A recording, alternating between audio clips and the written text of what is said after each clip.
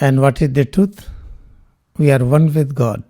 If God is omnipotent, omniscient, immortal, in God there is eternal peace and bliss, then head to toe whatever exists, it is one with God. Then what we feel is a nature of God.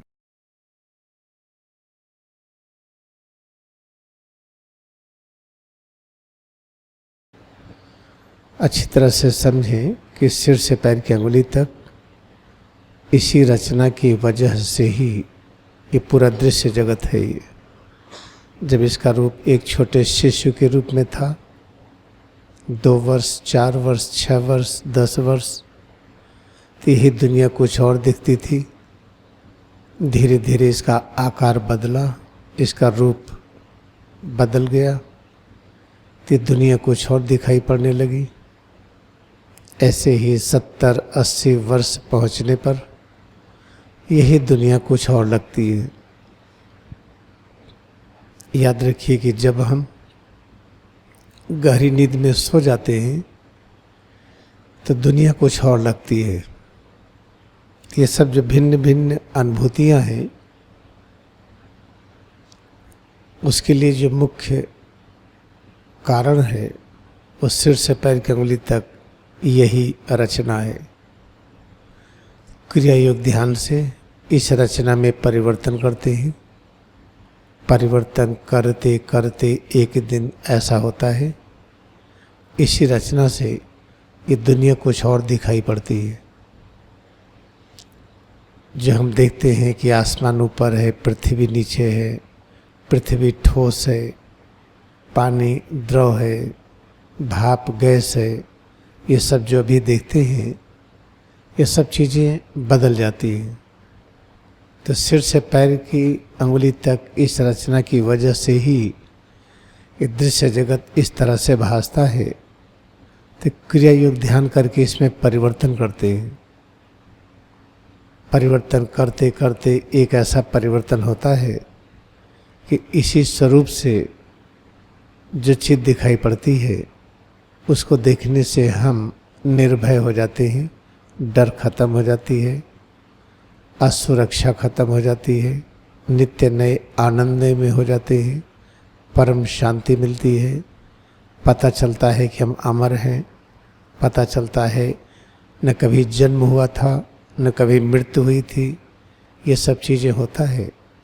उस चीज़ को अनुभव करने के लिए हमें करना क्या है? यही अभ्यास करते जाइए। अभ्यास करने में जो प्रमुख सावधानी है कि सिर और रीढ़ की जगह को याद रखें, हमेशा भ्रूमध्य को याद रखें। जब हम कोई काम करते हैं, चाहे लिखते पढ़ते हो, लिखते और पढ़ते समय या ज़मीन पर कोई काम करते हुए आँखों की दिशा नीचे होती है। अगर हम पूरी लगन से अपने संपूर्ण सामर्थ्य से कर्म का संपादन करें तो एक हमारी और दृष्टि होती है। ये आँखें तो नीचे हैं, लेकिन आँखों की जो मूल शक्ति है वो भ्रूमध्य की ओर हो जाती है। जिस शक्ति से आँखें नीचे देख रही हैं, हम पढ़ रहे हैं, लिख रहे हैं, या कोई मशीन बना रहे हैं, या कोई पृथ्वी पर काम कर रहे हैं, तो वो शक्ति भ्रूमध्य की ओर केंद्रित हो जाती है अपने आप। लेकिन जब हम ऐसा कोई काम न कर रहे हों जिसमें नीचे देखना आवश्यक है, तो उस समय हम आदत डालें कि हमारी आंखें भ्रूमध्य की ओर जाएं।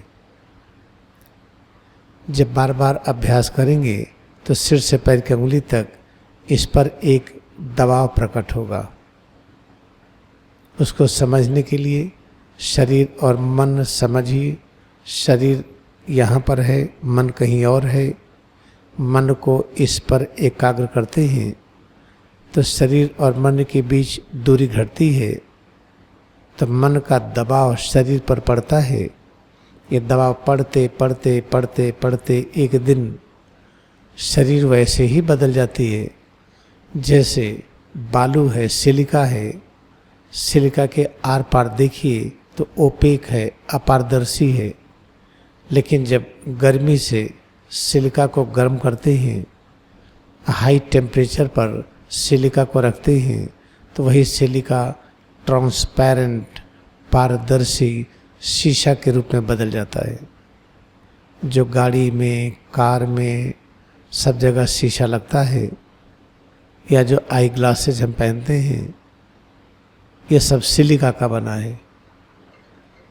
तो याद रखिए, जो सिलिका का बना है, जो सिलिका अपारदर्शी था, वो सिलिका पारदर्शी हो गया। तो ऐसे याद रखिए कि जो इस शरीर से हमें दिखाई नहीं पड़ता कि हम अमर हैं, न जन्म लिए थे न मृत्यु को प्राप्त हुए थे, जो जन्म और मृत्यु दिखाई पड़ती है, यह एक असत है, यह सही नहीं है। तो जो दिखाई नहीं पड़ रहा है, जैसे सिलिका बालू के आर पार, अब बालू की परत सिलिका की परत लगा दे तो आर पार दिखेगा नहीं, लेकिन वही सिलिका जब हाई टेम्परेचर में रख देते हैं तो वही पारदर्शी शीशा के रूप में रूपांतरित हो जाता है। तो इस तरह से याद रखिए कि इस अभ्यास को नियमित करना पड़ेगा।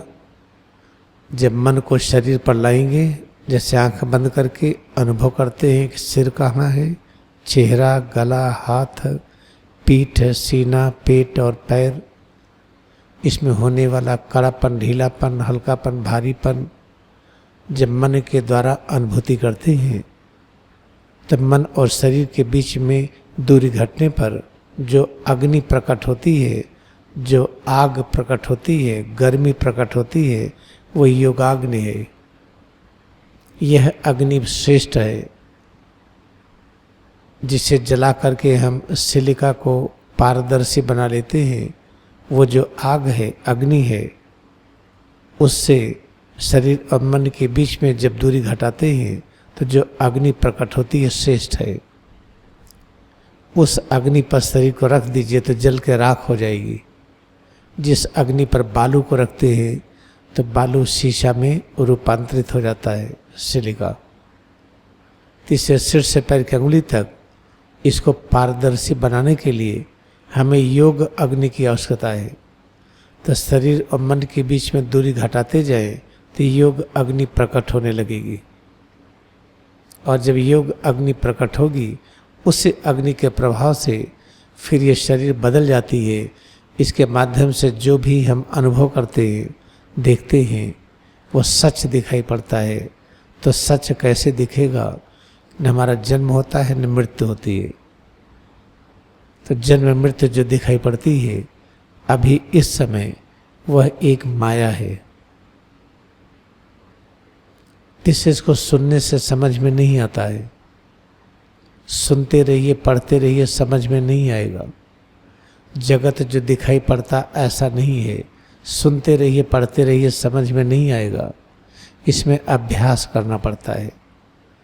इसलिए इस अभ्यास को कभी भी आप बंद न करें।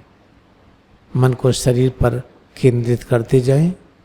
योग अग्नि की तीव्रता बढ़ती जाएगी। यह योग अग्नि शीतल होती है, ये दुखदायी नहीं होती है, बाहर की आग की तरह नहीं होती है। इसमें ज्ञान प्रकट होता है, शांति प्रकट होती है, आनंद प्रकट होता है, बहुत अच्छा लगता है। इसलिए इसके अभ्यास में कोई दिक्कत भी नहीं है। बस इसके अभ्यास से कभी हटे ना। Sabada, you have done PhD in the math, but you have to teach the student of the kindergarten. Then you have to speak their language, though you are in that stage. Therefore, this is the way that Jesus Christ and Lahiri Maharshi and Krishna and Moses, like them, they came to the general public level. They started helping them, but they were in very high stage of realization. If I say that I am realized or not, it's not going to help anyone. How much I am able to serve others and how much this service is effective for others, this is the important understanding we should have.